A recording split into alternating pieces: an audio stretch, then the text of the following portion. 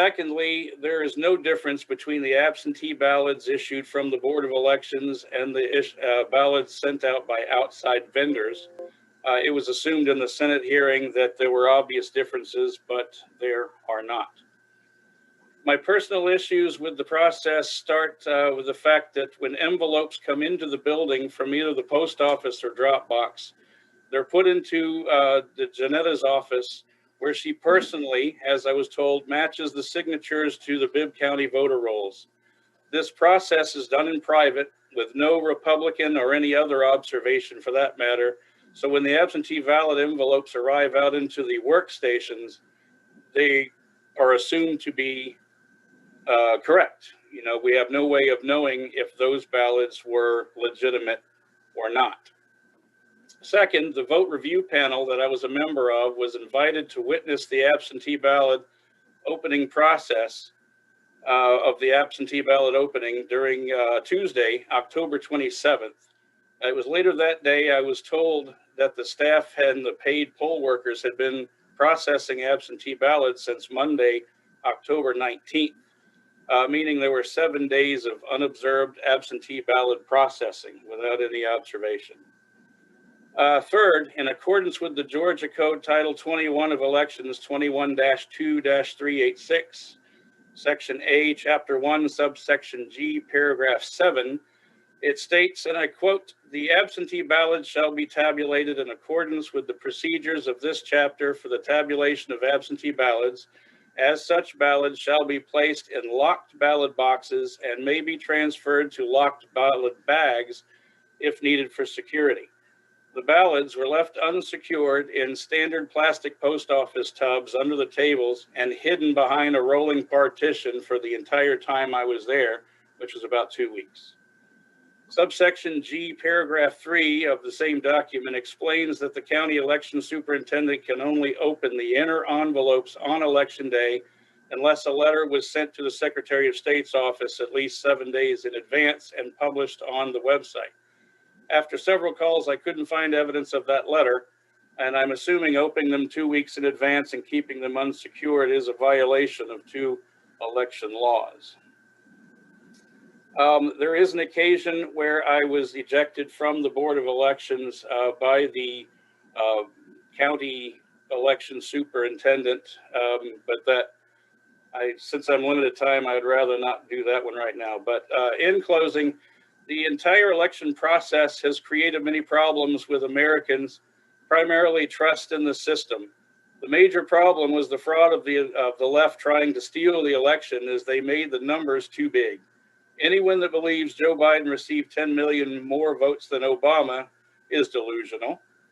The fate of the United States hangs in the balance with the January 5th runoff elections.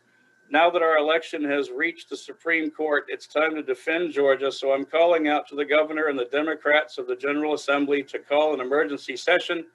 It takes 3/5 votes to do this. For those that don't believe in the Constitution, every single government official, including each of you, took an oath to preserve, protect, and defend the Constitution of the United States. And we demand that you do that here. You need to defend our election process and protect the runoffs on January 5th by admitting that the level of fraud is so great that there's no way to determine real from fake. The General Assembly needs to be an example to the other states and do the right thing. Join the Texas Supreme Court case. Either take back your power, call a special session, and pass laws to prevent fraud for January 5th, or admit to the citizens of Georgia, America, and the world that you don't support fair elections. It's time to choose a side. Thank you. Thank you, Mr. Stone. I do not see any questions from anyone. I appreciate you being here with us today. Thank you for your testimony, and we're going to go ahead because I believe Ms. McCarthy is with us today. And yes, she's next on our list. If you want to, I think with Dekalb County, Ms. McCarthy. Hi, everybody. My name is Marcy McCarthy, and I would appreciate that you had me here today. I am a successful businesswoman in the cybersecurity industry. I was elected as a 2020 national delegate for the Republican National Convention. In 2020, I served on the voter review panels, known as VRPs, representing the DeKalb GOP during the June presidential primary, August runoff elections, as well as in the general special election in this past November. Today, I'll share with you how 4 areas in the processes and controls that were either altered or removed entirely for the general special election that were in place for the June presidential election the June presidential primary and August runoffs. This caused several irregularities and inconsistencies within the VRP in Dekalb County. My first point today that I'll bring forth. The role and composition of the VRP changed from a 2-person bipartisan panel to a 4-person panel that was not objective. For 5 days, the VRP had 2 pairs operating independently of each other. My second point, when adjudicating ballots via the scanned images on the computer, there were no processes in place to protect the integrity of the original ballot. There were no system or physical controls or paper or system log files of the VRP ability to even lock the vote after it was adjudicated, but still required further review. Computer IDs were shared amongst election office personnel on the workstations that were assigned to perform the ballot adjudication of the VRP. My third point that I'll bring forth to you today is the duplication of the absentee and military ballots did not have witnesses as required by our state's constitution. In the general special election, the duplication of military ballots was done by DeKalb County election office personnel in a separate location and time frame outside the oversight of a VRP. My fourth point today, because there is no checks and balances in the absentee ballots authentication processes, human error caused 2 voters in DeKalb County to be disenfranchised, and that was unbeknownst to them as their absentee ballots were from the wrong election. And the outer and inner envelopes had already been separated by the time we received that at the VRP. And there was an inherent bias in the VRP once working within a single body. So just to familiarize everybody, the VRP is to determine the voter's intent and is to be done so in a bipartisan manner. During the combined presidential primary and runoff elections, the VRP was comprised of a Republican and a Democrat and was truly bipartisan. However, during the general special election, the VRP was comprised of 4 people, 1 Republican, 1 Democrat, and 2 nonpartisans. The nonpartisans were represented by the League of Women Voters, who officially claim to be nonpartisan in that they don't support a candidate or a party, but they share a variety of progressive public policy positions that are in direct alignment with the Democrat Party's political platform. In practice, the VRP composition during the general special election was comprised of 1 Republican and 3 Democrats. Although the Georgia Secretary of State's office authorized a start date of October 19th, 2020, the VRP panels in DeKalb County did not commence their work until October 28, 2020. From October 28, 2020 to November 1st, 2020, the 4-person VRP operated as 2 separate VRPs. The Republicans and the Democrat participating in the VRP only analyzed the general election components of the ballot. The special election for the Senate was adjudicated separately with the nonpartisan pair. There was no oversight for them. During the time frame, over 800 ballots were put into a system quarantine mode and sent to the nonpartisan VRP, again, without any oversight or control, nor any observation and participation from the Republican and Democrat VRPs. This was done to expedite the workflow of the VRPs due to the high volume of paper ballots that were received, a delayed start, and because of the fact there was only 1 pair of a nonpartisan VRP, but we had 5 to 7 pairs of bipartisan VRPs. Much of the adjudication was done on the computers, as the ballots could be scanned but could not be processed due to an imperfection. This could be something like a hesitation mark, a write-in candidate, and or just an overvote. But unlike the earlier elections, the elections office worker would perform the adjudication via the computer at the direction of the bipartisan VRP on the scanned ballot image. We also had to go into a special room and had a paper logbook where we both signed in and out of the secure area. In the general special elections, the system adjudication was done with minimal supervision from the election supervisor, and changes to the ballot were done independently by 2 VRPs for 5 days. There was no system controls, no physical controls in place, and there was no audit control to protect the decisions made by either VRP as the ballots went into a system quarantine mode. There was no way to lock the scanned ballot when being viewed on a computer. So whomever was the last VRP to review a ballot in quarantine could still anonymously edit the previous VRP's work, transmit it to be completed, which would cast the ballot. Because the nonpartisans were operating independently, and the most common error in the special Senate election race was an overvote of the 5 Senate Democrat candidates, there was an untethered opportunity to award that overvote to Raphael Warnock, as there would be no audit trail that showed a modification that was made and when that change was made and who made it. There was no changes in procedure until I expressed my grave concerns to Lane Flynn, who is the DeKalb GOP chairman, on October 29th, following my VRP shift. The most common error that I observed on the absentee ballots was an overvote of the Democrat senatorial candidates.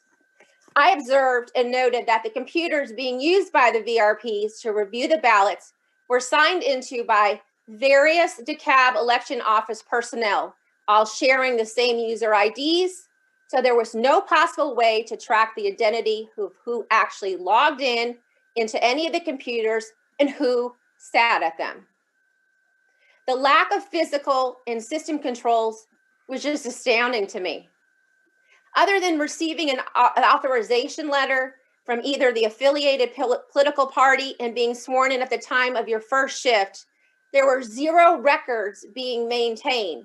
Furthermore, the badging was ad hoc at best, where some of the VRPs had the laminated badges, but most had sticker badges. It's important fact that the military. Ms. McCarthy, excuse me, I don't mean to interrupt, yes, but we're got about a minute left. Okay, well, I have a lot to share with you, and I hope you would lend me a little bit of additional time, because I think you're going to be very interested in what I have to say next. We most certainly are interested. Take an extra minute, but we can certainly welcome you back and take that testimony in writing as well. So I want to bring to your attention, I appreciate the extra time and leniency. And an important fact, military ballots cannot be read by our scanners in Georgia. The Special General Election DeKalb County Elections Office accepted 1,878 military ballots out of 25 initiated. During the time frame of the general special election, there was a significant difference in the duplication process of the absentee military of the COA ballots. For the summer elections, the VRP did the duplication of the absentee and military ballots. But during the special and general election, the duplication was actually performed by unobserved election workers.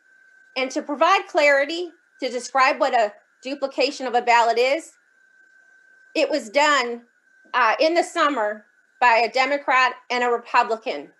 And it was done because it could not be read by the scanner. The work was labor intensive and very time consuming, and it was overseen by the DeKalb County election supervisors, but it was completely bipartisan. During the time frame of the special general election, The VRP did not duplicate ballots at all. That was, again, done by election workers, which is against our Constitution in terms of there. They were also serving as a glorified VRP because they would only give us the rejected ballots that they felt that they could not transcribe directly. Okay, and this was done during our special general election without any oversight. I think that should make everybody here very concerned about the integrity of our election. This decision was made by Erica Hamilton, of the Director of Dekalb County Voter Registration and Elections Office. So I would like to also share one other point with you. We had a voter review panel that finally got together as one body 5 days into the process. We found 2 absentee ballots from the wrong election in our pile of ballots that we were to manually adjudicate. One was for Donald Trump and one was for Joe Biden, but it was from the presidential primary election. I have to ask everybody here today, if we're doing a verification and authentication of the signatures, the ballot, why were 2 ballots in the same pile presented itself there and were from another election? So unbeknownst to 2 DeKalb voters, they did not know that they were disenfranchised, but were. There was absolutely no process in place to handle that because the ballots and the envelopes were already separated. My final point to bring forth to all of you is the bias that was inherent in the voter review panels. There was one instance where there was a paper ballot that was wet and had dried and the ink had run everywhere. I was the only Republican serving on this voter review panel, and they all lobbied around a vote that did not exist for Raphael Warnock. When I really seriously disagreed with that decision, we escalated it to an election supervisor who served as a chief voter review panel, which was not in place in our voter review panels as stated by our Constitution in DeKalb County. Essentially, she overruled me. So it was a 4-to-1 situation. Yes? Ms. McCarthy, I apologize for having to cut you off, but we're already back up over to our original time, and we would welcome you back to testify some more very enlightening testimony you provided today. I don't see any questions, but I do want to thank you for being here. We have Miss Ashley. Is it Giles or Gillis? It's Gillis. It's Gillis. Hi, my name is from Spalding County. Is set at 2:30. I'm gonna let you go ahead, Miss Gillis. Hi, I'm Ashley Gillis. I'm actually from Lamar County. And they had it wrong. I'm sorry. DOP chair, and I teach therapeutic writing for children with autism and disabilities, and I appreciate you giving me the time to speak. I'm going to go right into it, but first I'd like to back up to Lamar County during the primary. During the primary, a Lamar County Elections Board member reported a technician from Dominion apparently ran about 150 absentee ballots through a tabulation scanner twice after our local tech went home sick. That technician was fired. Friday, this was during the primary, a Dominion executive came in to help start over. He determined that the fired tech had also not cleaned the scanner as he should have after every 500 ballots, which led to overvotes and other problems. We noticed it when some of the popular judges got more votes than we had ballots, and we should have caught this earlier, said an elections board member. This was reported by multiple witnesses to this, as well as our election superintendent in Lamar. So some of these issues were reported to the Secretary of State's office during the primary, and they let Dominion have 100% control over fixing these issues. Now I'm going to fast forward to the election. On November 5th, I was sent to Spalding County as a fully credentialed by the Georgia Republican Party to be an observer of canvassing ballots. It was approximately 6:30 p.m.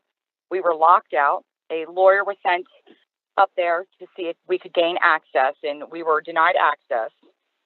I called the Secretary of State. There was no answer. I had to make a report with the Spalding County Sheriff's Office. The Sheriff's Office said that they had no jurisdiction, but they would let me complete an incident report. This is still an ongoing investigation with the Secretary of State. Upon further research, I discovered that I would have to get a writ of mandamus to be allowed entrance to canvassing of ballots. At that time, the court was closed and much time was wasted. There needs to be an easier remedy to gain access and to be able to carry out our rights as monitors when there's canvassing of ballots or when, ballots are being handled during this process. I have it on video. We were definitely locked out. We could not get in. And also in that incident report, you will also see that there was sensitive voter information found in a dumpster nearby. Now I'm going to go to the hand recount audit. During the hand recount audit, I was credentialed as a vote review panelist. So on Friday, October 13th, I was credentialed as a vote review panelist for Spalding County during the hand recount audit. I was instructed by the superintendent to fill out the Arlo form wrong. I'm not the type of person that's going to sign my name to anything. So I stepped out into the main lobby to pull up the instructions on my cell phone to show the others. While I was out there, I noticed some men with book bags wearing a VOV insignia on their shirts. It didn't stand out very well, but you could see it was on different places on their shirts. And the emblem was also on their book bags. I asked them where they were from, and they said they were from the Secretary of State's office. I asked a few more questions just about stuff that would be on the voter review panel, and their answers were congruent with something that would be the Secretary of State's protocol. I went back to the room on the vote review panel and discussed it with my peers, and we all agreed to fill out the Arlo form as directed per the instructions, not per the superintendent.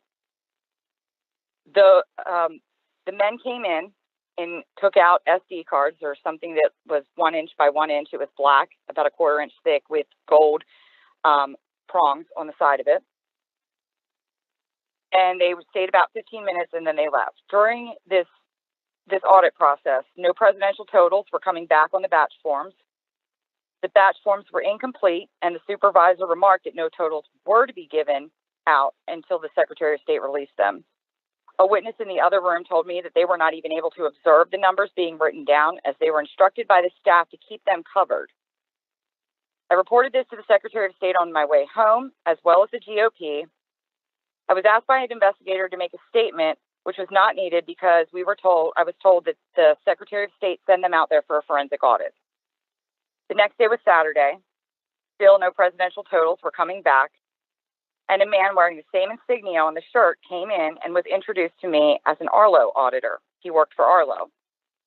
I thought Arlo was a software, and I didn't realize Arlo had employees.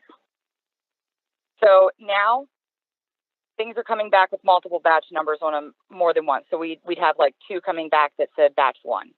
We started using the timestamp of when they came back on our form to keep them separate because you would not know what batch it came from.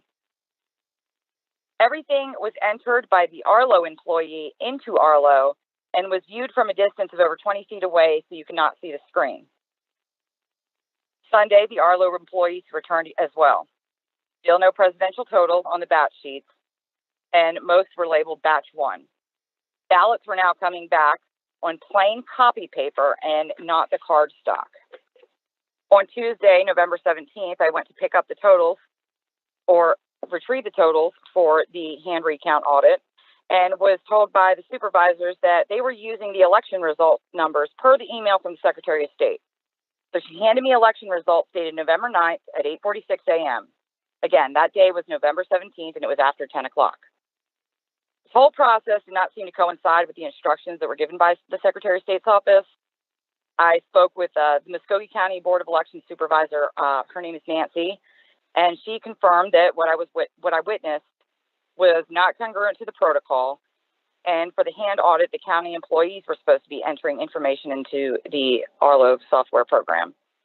This was also confirmed by Pike County and Lamar County Board of Elections officials. Spalding County came out with the exact same numbers during the hand recount audit as they did for the election. There was multiple vote review panels, and even on the Secretary of State's website, it says that, you know, there was going to be human error in this, and their numbers came out perfect. What concerns me also is that Pro V&V has vested interest in Dominion products. Does helping with this audit violate Pro V&V's contract with the FEC now that they're helping input numbers into a CISA/Voting Works software?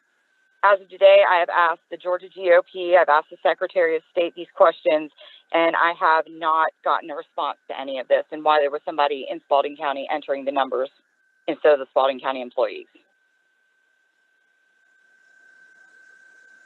Well, thank you. I'm going to take that pause as you have finished your testimony. That's correct. Yes, ma'am. Well, that's correct. Have you signed affidavits for all of this, or? That is correct. Okay. All right. Very good. Well, we'll make sure that we try to follow up with the appropriate authorities, you know, as we've stated consistently through this process. And I don't see any questions. So without any questions, I believe, is it Ms. Voiles? Welcome back.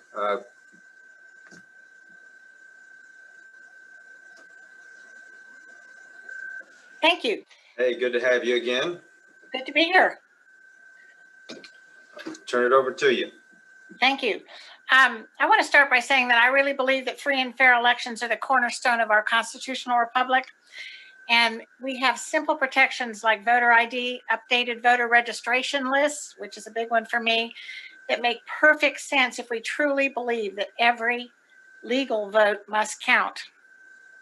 And I think our right to vote has been preserved by the lives and blood and sacrifice of our patriots from the American Revolution up through the civil rights marches and throughout our history.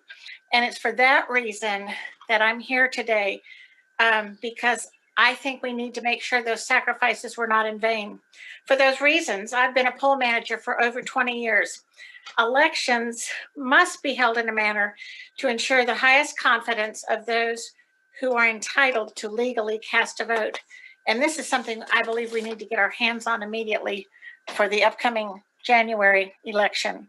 In those years, those 20 years, I have never seen such a lack of organization and preparation. I'm a dual poll manager in Fulton County. There was a total lack of chain of custody. Serial numbers were missing. Poll pads were tagged correctly for my poll, but they were programmed for Adams Park Library, which is over 25 miles away. This is where we discovered the polls and the machines were connected to the internet. They were programmed just as easily and remotely as perhaps my Apple computer would be programmed from somebody someplace else if I have an issue. And then where I want to spend the majority of my time, however, is on Friday, November 13th, my area supervisor for Fulton County elections sent an email requesting managers and assistant managers to help perform an audit at the Georgia World Congress Center. We had to commit to Saturday through Wednesday, 7 a.m. to 5 p.m. because of the multitude of work that had to be done. I reported early Saturday morning and watched a short training video on the procedures and processes. After a logistical delay, we were finally seated. They didn't have enough tables for everybody. I was table number 136, and there were 2 auditors at each table, and we were tasked with simply counting the votes that we were to be given from different polling locations and absentee ballots. Our first box was already ready for us. It was a corrugated cardboard box, and here again, the chain of custody was non-existent. It was taped with clear packing tape. It did have the secretary's seal kind of affixed to the top, not totally, but there were no signatures on it. And it was, it didn't tell us who who handled the box last. In our box, after it was opened and we broke the seal, we had 800 absentee style ballots in this box. These are the same type ballots that are used for provisional. That's why I'm saying style. It was to concentrate, and this is where I want to concentrate the balance of my time, on a batch of pristine, stark, white ballots squeezed about 2/3 of the way into the box. Every other batch had 100 of these AB style ballots, and up to this point, they showed normal use, normal wear and tear. I shouldn't use the word tear, but normal little curling of the page. This particular batch had 110 ballots and was marked as State Farm Arena. That told us that's where that originated. These ballots were noticeably different in appearance, in feel. They had never been folded in any way in order to put them into an envelope as either an absentee ballot or a provisional ballot would have been done. The same provisional ballots that we received, though, on election day are totally blank.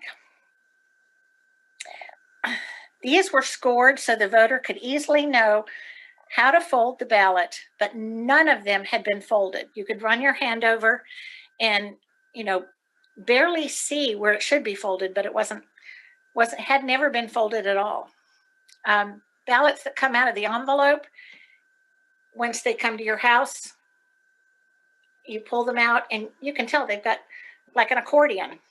There are 3 places where they fold.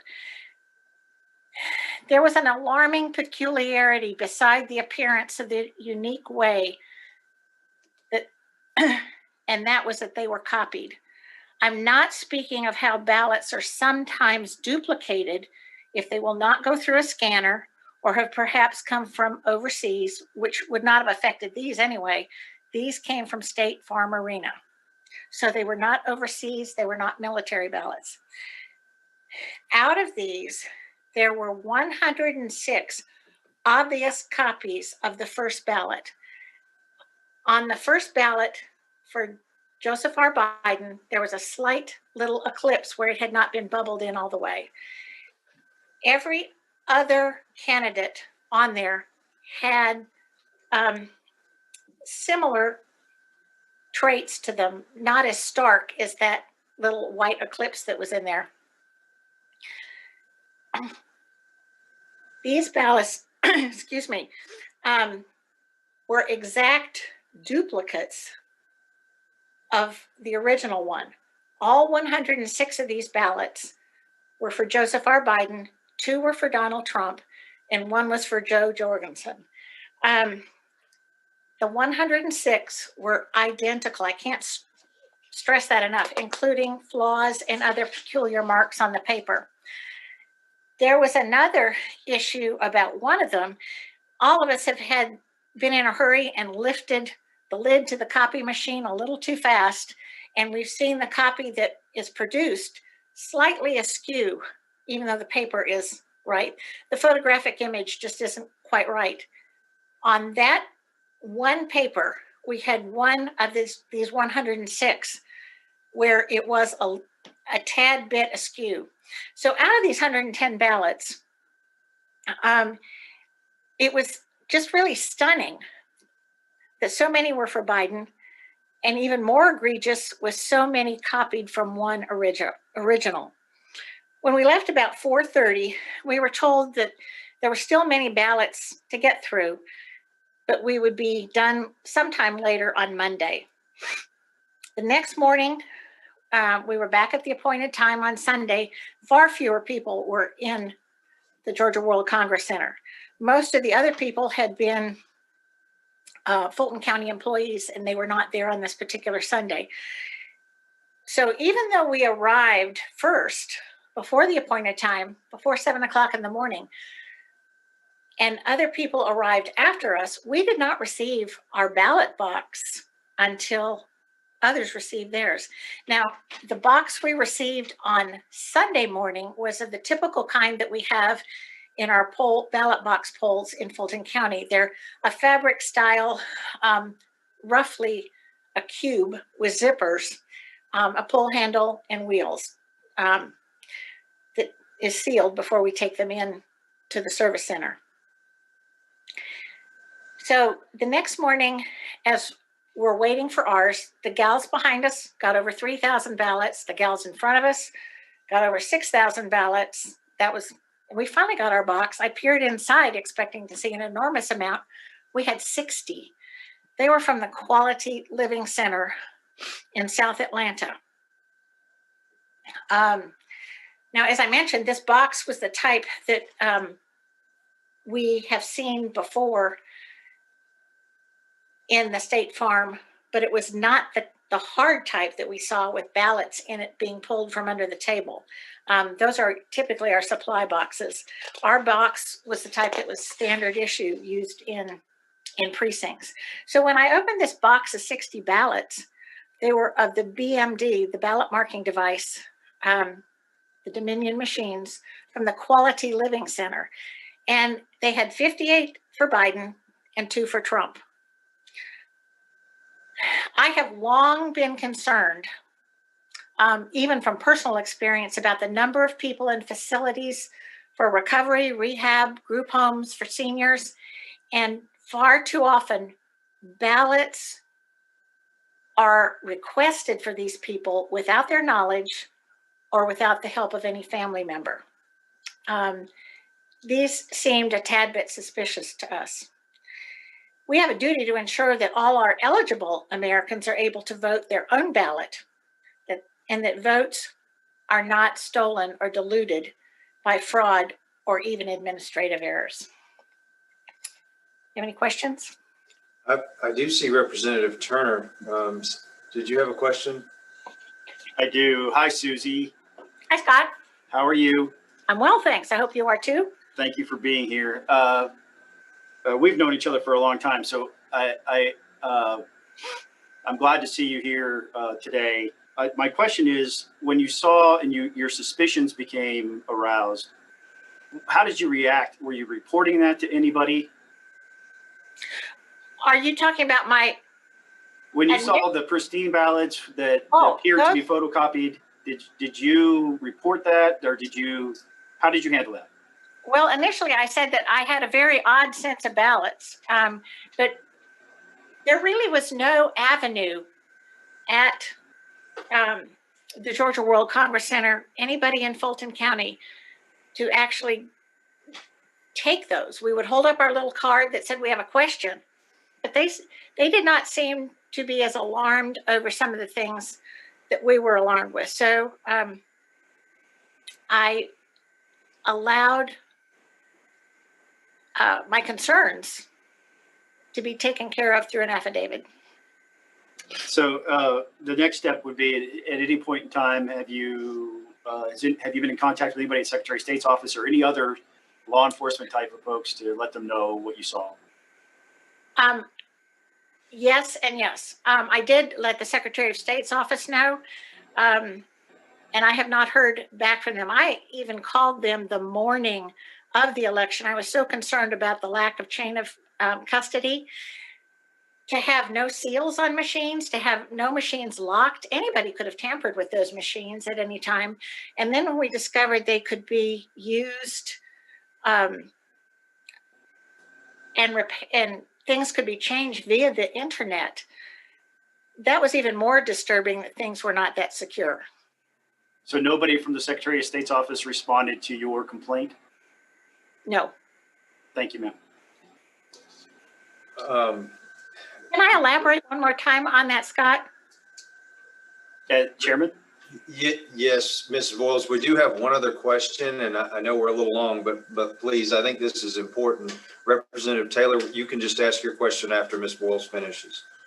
It's short. I just want to say I'm very well aware that both the Secretary and Gabe Sterling are aware of my affidavit, and neither of them have contacted me, and I know them personally, to say, hey, we want to hear about your concerns. Representative Taylor. Did you still have a question? I'm not hearing anything. Ms. Wills, thank you again so much for being here. Appreciate your testimony, and we wish you well. I'm going to move to trying to give Representative Taylor a minute, but Mr. Mark Amick, say that right at all? Or Thank you. Got several poll watchers. Thank you again, Ms. Wolf. Sure, it's Amick. Amick, excuse me. Mr. Amick, I'm going to let you go. All right. First, I'll say thank everyone for the opportunity to share my experiences and recommendations with you today to help ensure that we have integrity with our elections here in Georgia. It also appears that my video is not working as fate would have it, so I do apologize for that. But we'll continue to move forward here. So my role in this past election and the recount and the runoff has been as a statewide poll watcher. That is different than a precinct poll watcher in that I'm enabled to go to any polling location, and that's relevant in this particular instance because I'm going to share some experiences in my testimony, citing some different examples that I have seen throughout the election process here. So quickly, one example is that on election day, I was not allowed to enter into Birmingham Falls Elementary, the polling location there in Fulton, Georgia. I was wearing my state-issued badge and letter from the Secretary of State. I presented that to the poll manager, and I was not allowed to enter the voting location to watch the process. The poll manager and I went around on it for maybe 3 times where I pointed out the specific language. She did not believe that I was authorized or did not allow me the opportunity to enter, so I was not allowed to do that. Instead of escalating it, I decided to move on and not make a bigger thing out of it at that time.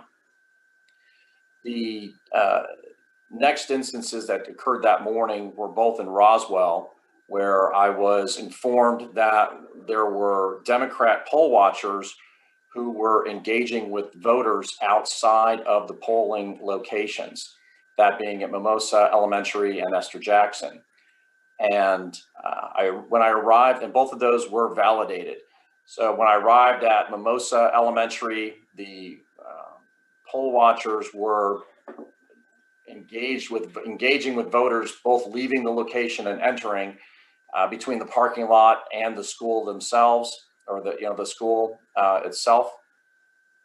At Esther Jackson, I was able to verify that the poll watchers there were actually outside the location collecting voter data and voter information upon entering the location. There was one outside the door and then one who was working the line, so to speak. And the poll manager at the time was distracted a little bit because there was equipment that was not working, and she was working to solve that issue. She was not aware of that. And once she reeled that in. But there were people who were Democrat poll watchers who were gathering information according to the manager and another supervisor who were on site. Moving ahead to November 6th at State Farm Arena, on that particular day, they were processing the provisional as well as military and Uakava ballots. A couple things of note there. Of course, the first is with regards to the observation and the ability to observe the process. This was consistent through all absentee ballots. The room was a kind of a dog-legged shape, and you were pinned to the back corner or back part of the short end of that dog leg, and it did not allow you the opportunity to really meaningfully watch that process. You were easily a good 15 feet away from the nearest table. There was voting equipment that was in the way. There were concrete poles that were structural that were in the way, and the room dog-legged around, so you couldn't see the tables, you couldn't see other equipment, and there was a door that we are told of that is supposedly where they were bringing in the ballots, but we were not able to see that as well. I will note for the record that on the 4th, November 4th that is, and on the 6th, while I was there on each of those days that I not at any time saw the workers pull bins or suitcases or anything out from underneath the tables as normal operating procedure. Moving ahead into something that Marcy McCarthy touched base on earlier, and that is a concern over the processing of the military and UACAVA ballots. I had flagged this as being a concern, and I'll get into that in a minute here. The day after, according to the one thing I'm going to clarify for everybody and for everyone here is that the process, according to Rick Barron, who's with Fulton County there, as explained to myself and a few others, what they do is they will mail a form, they will email a form to military members or other overseas citizens. They will then print that form, mark that form with their intended choices, and then mail that back to the county. The county then processes it much like they would with an absentee. However, it goes through that process that Marcy mentioned with regards to duplication. I too had flagged that as a real problem because where we're at, we cannot see that process. So a worker, a Fulton County worker, takes that form and then is supposed to duplicate that form onto a ballot with the intended choices of that voter. That is not something that we are able to observe or watch firsthand. You can see it from a distance, but you cannot see whether it's authentic or validated or any parent accountability with regards to the voter's intent of casting that ballot. Same thing, the second point with regards to concern in that process is once that duplication is done, then that goes through to another individual who actually casts the ballot. There too, you are not allowed to observe or watch that process. They're behind the typical voting machine. You are not allowed to see how they vote. At any of those points, it would be seemingly and unfortunately easy to make a change without any accountability or verification or authentication in that process. And that is something that needs to change. Moving ahead to Dekalb County on November 15th, this was the date of the first recount or audit, as it was. The observation was limited at that time to one observer per 10 tables. However, they were set up in sections of 16 tables. So clearly that doesn't make sense and led to a number of conflicts and confusion. So while I do believe we need more hands-on observation, setting it up like that just only led to other problems that were unnecessary. The biggest thing that came out of Dekalb, from my experience, was an attempt to inflate the vote count for Joe Biden by 9,626 votes. Having grown frustrated with sitting and trying to watch the recount process, I decided to move somewhere where I thought or hoped that I could add a little bit more value in my role, and went to the table and the location where the workers were entering in the sheets with the recount tallies into the Arlo system. Of course, we had to stay 6 or more feet back behind them. You're not able to see what is input into the computer screen. However, at this particular batch of papers, I was able to read the batch number, essentially a box number, the table color and table number, and the vote totals for Joe Biden and President Trump. I started making notes of it because I thought it might be helpful in case there was an opportunity or a need for an audit to confirm if what was actually submitted was entered into the system. It was during this process that I started to see a pattern and kind of an expectation with regards to the final tally, which I would gauge or ballpark to be around 1,500 total in a ballot box. What came through that caught my attention that we flagged was one that was 10,707 for Joe Biden. I've turned this in as an affidavit, so I won't go into all the details, but I flagged that. worked with the DeKalb County election officials to make sure that I was a part of, to oversee the recount, which was conducted. And that vote total for Joe Biden ended up being 1,081 and not 10,707. That was not a simple decimal. That was not misreading of a number. Somebody wrote that down. Actually, I take that back. 2 people wrote that down and signed off on it as being counted and authentic. I don't know, that has been turned in supposedly for investigation. I too have not been contacted with regards to my input if someone wanted to gain some insight. But sir, obviously we have some concerns about that. We have concerns about what other ballot boxes would these people have counted?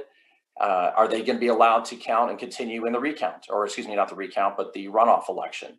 So some real problems there with regards to DeKalb County and that attempted inflation of 9,626 votes. Going into just a few recommendations here real quickly, one thing that would help there, as well as other locations, is we have to have meaningful observation. We really do. And if that means that we get state issued N95 masks to be able to get up close, to be able to watch what is going on, we need to be able to do that. Clearly, this had a role in some different processes where it breaks down, and people, I think, took advantage of that.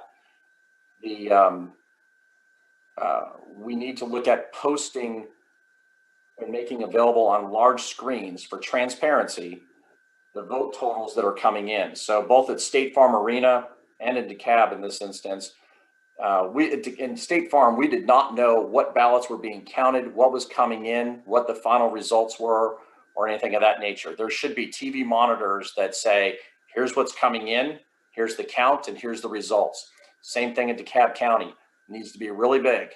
Have someone verify with watchers that are able to determine what's on the sheets of paper to be turned in, and then have it up on the big screen.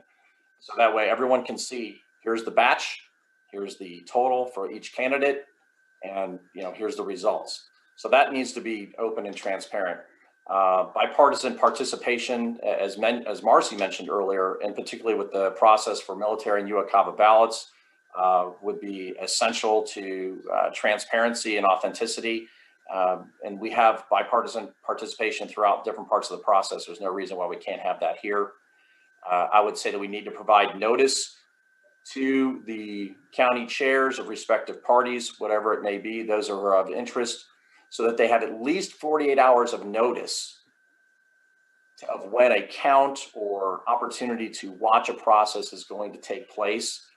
Too often, what I've found through this over the past few weeks was that the notice was limited and people were scrambling for staffing. There needs to be a minimum threshold, and I'm suggesting at least 48 hours, but that can be determined at another point.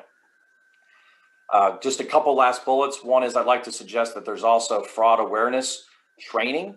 There's nothing on the Secretary of State's website with regards to that.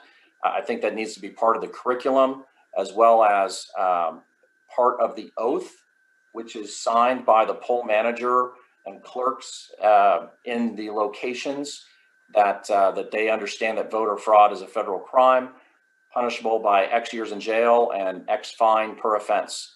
I think that